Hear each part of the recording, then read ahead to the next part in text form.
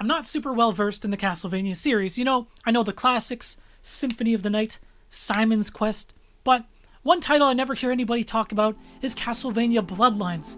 So I decided to check it out for the very first time just last week, and we did a full playthrough on the channel, which you can check out right now.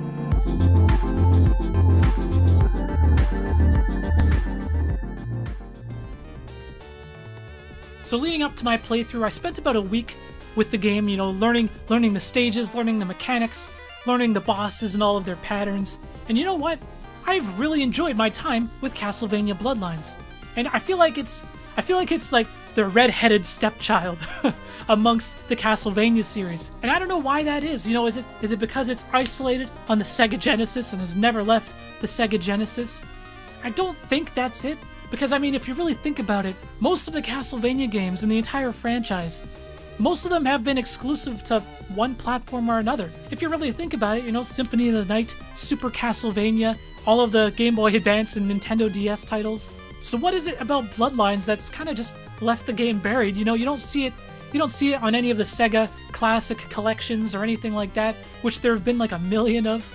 But I do think that things are starting to turn around for Castlevania Bloodlines. The Sega Genesis Mini, the Sega Genesis Classic, whatever the hell it's going to be called. It just got announced that Castlevania Bloodlines is going to be on it.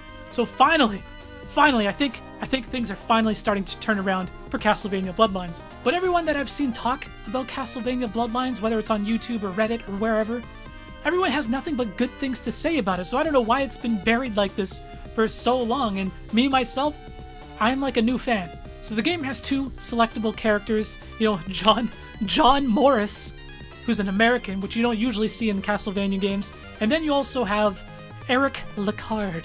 And I'm not gonna lie, I think Eric Lecard is way better than John Morris.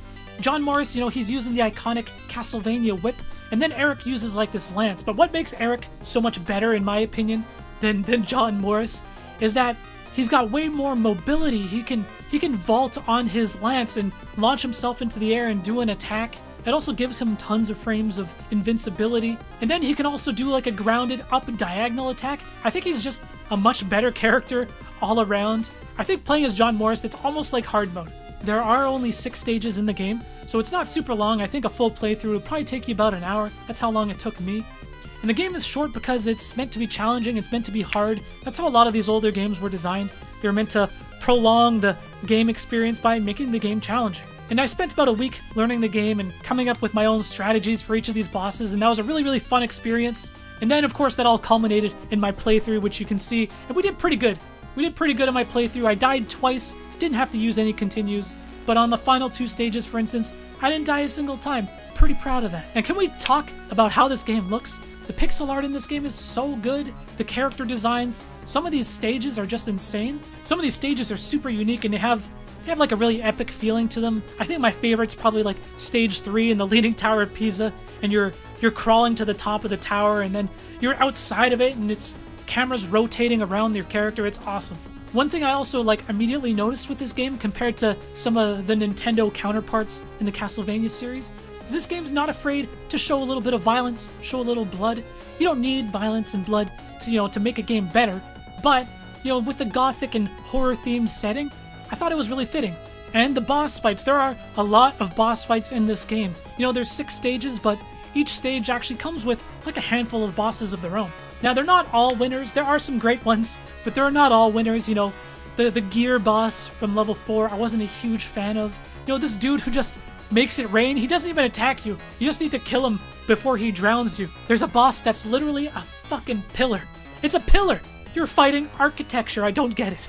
But then there's some really cool, really iconic boss battles in this game as well. Even simple stuff like a Frankenstein boss, I thought that was kind of cool, or a giant moth. But then there's fighting death itself, fighting Medusa, and then of course Dracula at the end. Super iconic boss battles, a lot of fun to play as well. And then of course the trademark for every Castlevania game is the awesome soundtrack. The Genesis obviously didn't produce the best audio, but I still think this game's soundtrack is amazing. And besides the bosses, I was actually surprised at how many unique enemies were in this game. There are a lot of enemies in this game that'll just show up in one room in the entire game and nowhere else. It's actually pretty impressive. You're fighting everything from skeletons to mummies, empty suits of armor, harpies, and then these goddamn Medusa heads. I fucking hated the Medusa heads, man. I will say, though, that the game is super light on story.